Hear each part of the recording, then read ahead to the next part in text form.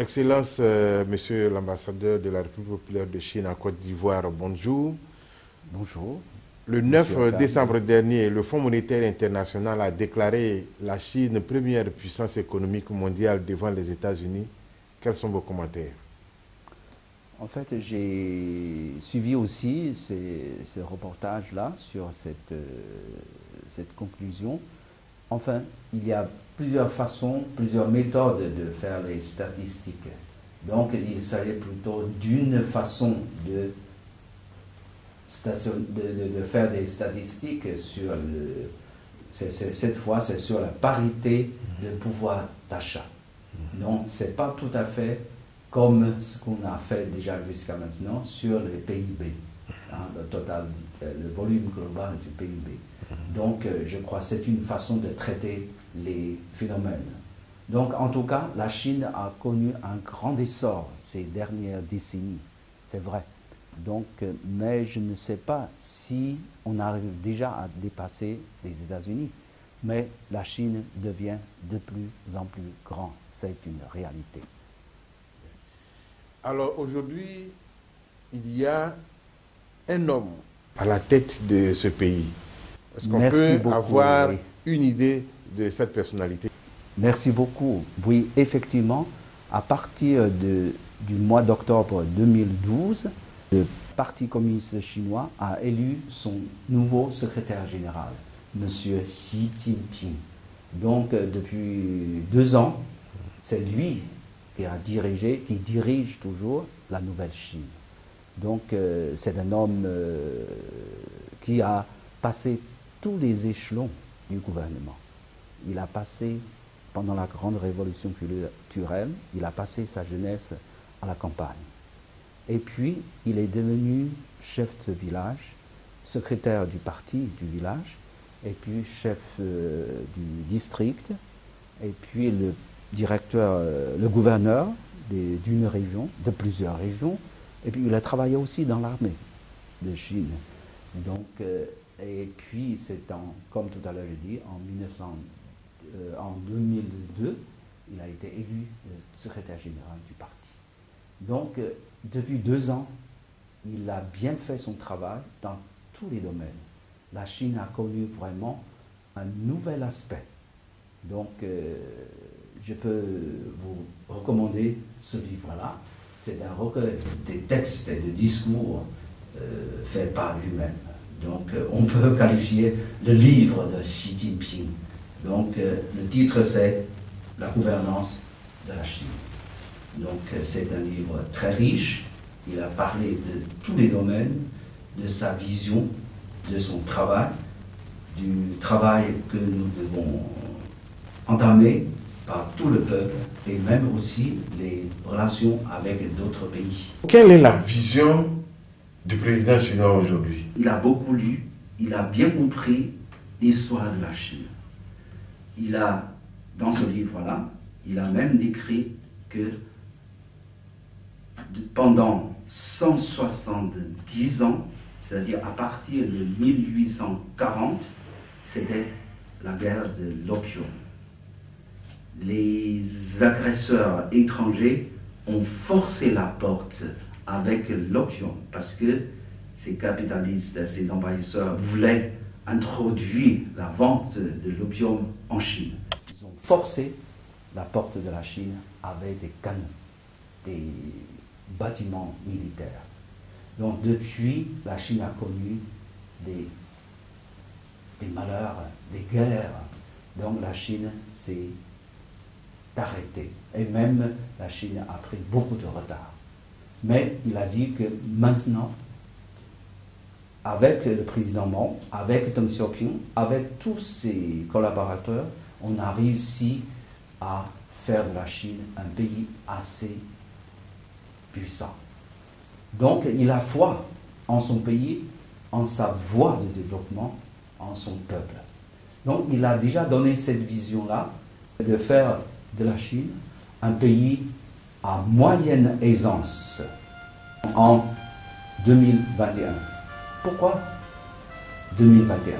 Parce que ce sera le centenaire de la fondation du Parti communiste chinois. Il considère que ce sera un pays à moyenne aisance. Donc en 2049, ce sera le centenaire de la fondation de la République populaire de Chine, de la Chine nouvelle. Donc il a promis de faire de la Chine un pays moderne, prospère, démocratique, harmonieux. Voilà. C'est sa vision. Il est partout, il s'exprime très clairement qu'il faut travailler, que tout le monde doit travailler pour ce grand renouveau de la Chine.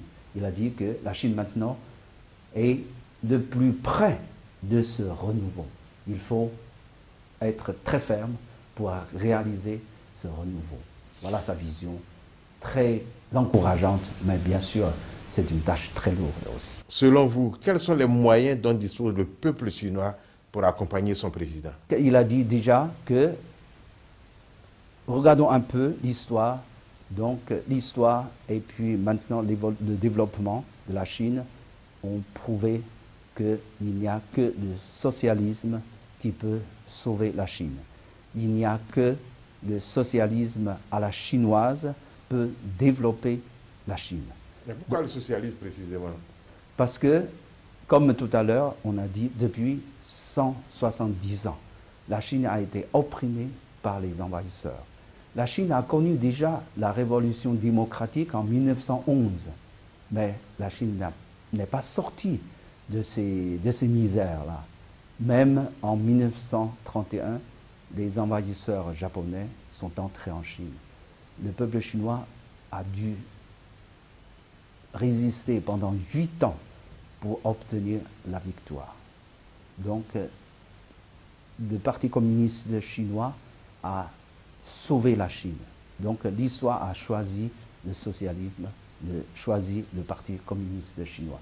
Il dit qu'on peut maintenant affirmer très fièrement que seulement le Parti communiste chinois et le socialisme qui ont sauvé la Chine. Il faut respecter ce choix.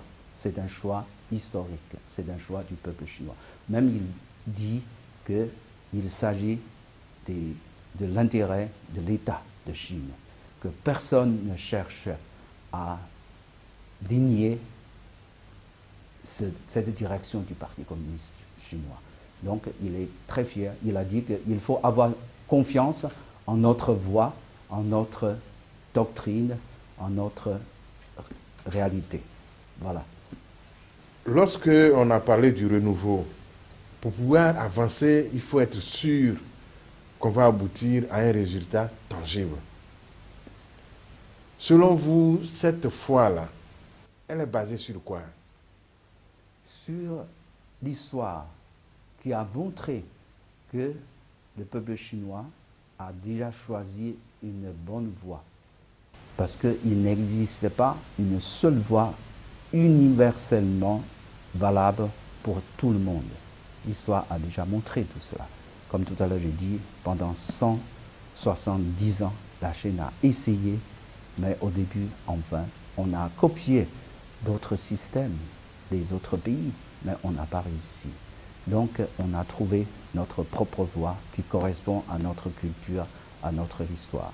Et puis, le résultat est là.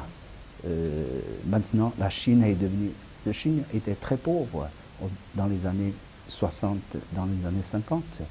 Comme j'ai déjà dit qu'en 1991, j'ai accompagné une délégation ministérielle chinoise ici en Côte d'Ivoire. Les tours de la zone d'administration au plateau nous ont émerveillés parce que la Côte d'Ivoire était très en avance. La Chine était assez en arrière. Mais nous avons réussi à sortir de cette misère-là pour être un pays, au moins maintenant, la deuxième puissance économique dans le monde. Enfin, vous êtes la première depuis le 9 décembre.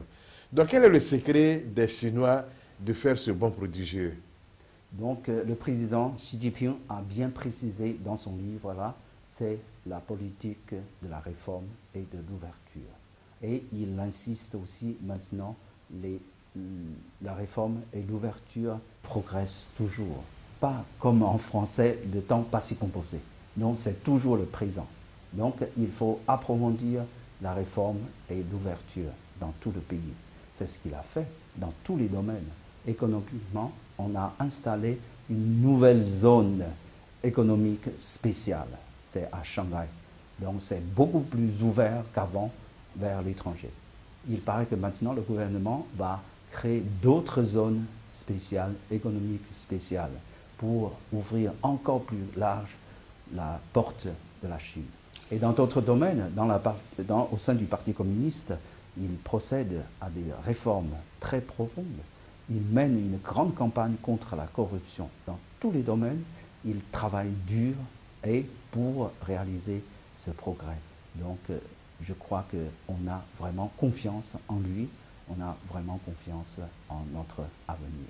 L'auteur du livre parle du contrôle des cadres. Dans une Chine qui aujourd'hui a 1,3 milliard d'habitants. Vous savez, au sein du Parti communiste chinois, nous avons un comité de discipline. Et maintenant, ce comité joue un grand rôle dans la lutte contre la corruption. Et vous êtes sûrement au courant, un des top 9 du Parti communiste chinois a été arrêté maintenant, hein, transmis au tribunal. Donc, nous allons y revenir d'ailleurs tout à l'heure. Ah bon, bon, alors c'est très ferme. Tout fonctionnaire doit respecter les lois, respecter la discipline du parti. Et maintenant, on mène une grande campagne pour rattraper ces corrompus qui s'avaient enfui à l'étranger. Le ministère chinois des Affaires étrangères a discuté avec tous les grands pays. Nous leur disons, il ne faut pas que vous soyez paradis de ces corrompus. Donc on a réussi à faire venir déjà plus de 150, je crois, corrompus, soi-disant criminels, suspects des crimes. Donc ils sont déjà rentrés en Chine. On va les juger.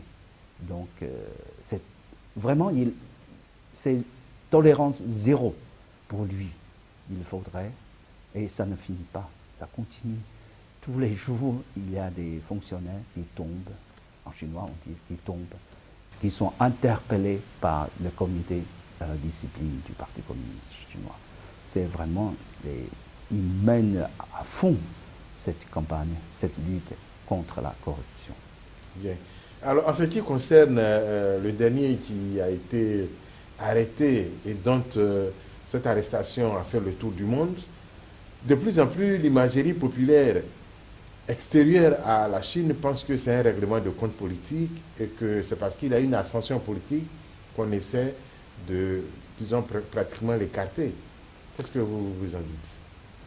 Il y en a qui disent cela, mais personnellement, j'ai vécu en Chine. Donc, je suis chinois, je comprends que ce n'est pas uniquement un règlement de compte. Donc, vous pouvez dire comme vous voulez, mais en fait, moi, je suis tout à fait pour cette lutte contre la corruption, parce que j'ai connu ce moment-là. Donc, ceux qui réussissent par d'autres moyens étaient admirés. C'était une tendance. Mais maintenant, c'est le contraire. Donc, je suis tout à fait pour. Le peuple chinois est tout à fait pour cette lutte contre la corruption.